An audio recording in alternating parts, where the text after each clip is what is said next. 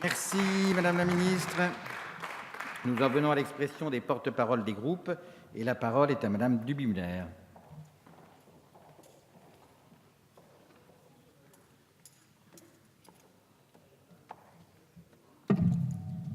Merci, Monsieur le Président, Madame le Ministre, Messieurs les rapporteurs, chers collègues. Nous nous retrouvons aujourd'hui pour examiner les crédits relatifs aux médias, aux livres et aux industries culturelles. Quelques mots tout d'abord sur la Hadopi, dont le budget est rehaussé pour 2017 à 9 millions d'euros. C'est le signe que le gouvernement est sorti du jeu d'asphyxie budgétaire qu'il pratiquait en début de quinquennat concernant la haute autorité et nous nous en félicitons. Il faut rappeler que la subvention du ministère a baissé de 50% entre 2011 et 2015 et que ses résultats sont déficitaires depuis 2013 malgré des prélèvements importants sur son fonds de roulement. Pourtant, après 6 années de mise en œuvre de la réponse graduée, jamais la Hadopi n'a traité autant de saisines depuis son lancement, contribuant à désengorger les tribunaux, alors qu'elle n'était considérée que comme un instrument de répression. C'est ici la preuve de l'utilité de cet organisme. Pour 2017, le gouvernement prévoit aussi une hausse des crédits pour permettre, je cite, « le retour progressif à un fonctionnement normal de l'institution ». L'autorité devra notamment pouvoir traiter la totalité des saisines qu'elle reçoit et prendre en charge l'indemnisation due aux fournisseurs d'accès à Internet dans le cadre de la réponse graduée. Concernant la musique, vous connaissez bien la déception de l'ensemble de la filière sur l'abandon du Centre national de la musique en début de quinquennat. Lors du Midem, en juin dernier, a été évoquée une éventuelle réactivation du projet et la possible reprise du chantier par le CNV. Vous venez d'annoncer le déplafonnement des ressources de l'institution, combat porté par le président Patrick Bloch. Je salue ce revirement, bien que tardif. Madame la Ministre, au sein de la mission Médias, Livres et Industries culturelles, nous avons beaucoup de regrets sur l'audiovisuel public.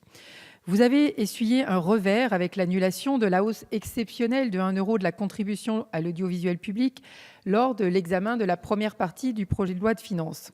C'est une preuve d'inconstance parce que vous aviez promis lors du débat budgétaire 2015 qu'il n'y aurait plus de nouvelle augmentation de la contribution à l'audiovisuel public qui a déjà augmenté de 7 € hors inflation depuis 2013.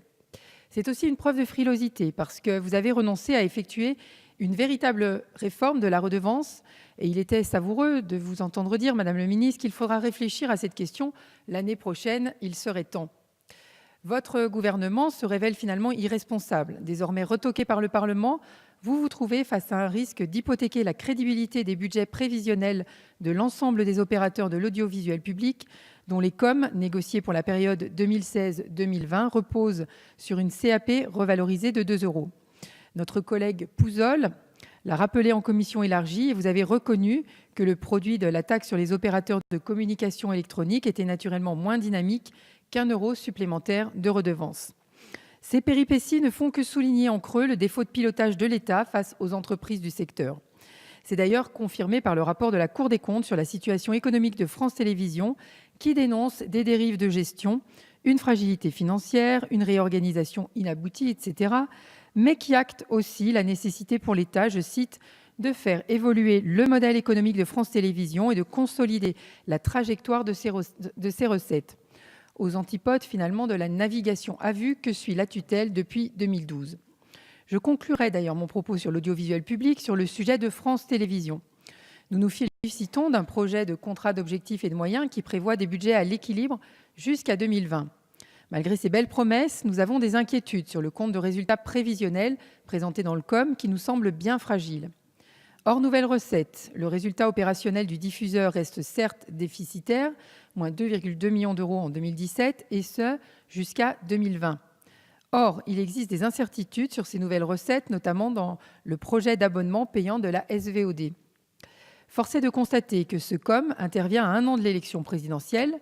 Le gouvernement actuel, qui n'a pas respecté les précédents COM pendant quasiment tout le quinquennat en faisant voter des budgets bien inférieurs aux trajectoires financières prévues, promet maintenant des augmentations de ressources conséquentes en année électorale.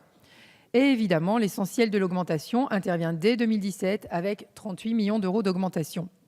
À l'image de l'ensemble des opérateurs, voilà France Télévisions devant le risque de devoir s'en remettre aux promesses de votre gouvernement qui, comme dans tous les domaines, lâche les cordons de la bourse à la veille de l'élection présidentielle.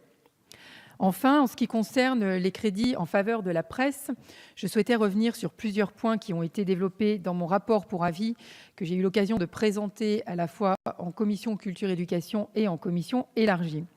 Alors effectivement, il faut signaler que la comparaison du montant total des aides à la presse inscrites au PLF 2017 avec celui de la loi de finances initiale pour 2016 est rendue difficile en raison d'un changement de périmètre du programme 180, qu'on note une augmentation liée à l'octroi de crédits supplémentaires de 5 millions d'euros à l'AFP, mais en mettant de côté cette dotation supplémentaire, on constate que le montant des aides directes à la presse reste stable dans le PLF 2017 et qu'il cache des évolutions contrastées. Dans le cadre de ce rapport, j'ai choisi de me pencher plus particulièrement sur les politiques publiques de soutien à la presse en ligne, car l'année 2016 a été et continue d'être extrêmement riche sur cette question et marque un véritable changement de paradigme, tant au niveau national qu'européen. Au niveau national, tout d'abord, avec bien sûr le fonds de soutien à l'émergence et à l'innovation dans la presse, qui effectivement traduit l'amorce d'une nouvelle approche. Pour la première fois, la puissance publique ne se contente plus de soutenir financièrement des médias existants dans une logique conservatoire, mais suscite au contraire une logique d'innovation. On peut néanmoins regretter que ce fonds ne soit doté que de 5 millions d'euros. Au niveau européen également, cette année 2016 est extrêmement importante pour la presse en ligne, avec des lignes qui ont effectivement commencé à bouger, avec les réflexions sur la révision de la directive de 2001 sur le droit d'auteur. La Commission européenne a lancé en mars dernier une consultation publique sur le rôle des éditeurs dans la chaîne de valeur du droit d'auteur. La France y a répondu en s'appuyant sur le rapport de Mme Laurence Franceschini qui préconise la création au niveau européen d'un droit voisin spécifique aux éditeurs de presse et portant sur un droit de reproduction lié aux seuls usages numériques et sur un droit de mise à disposition du public. Je tiens à alerter le gouvernement sur la nécessité de saisir cette fenêtre de tir pour inclure les agences de presse dans le champ des réflexions.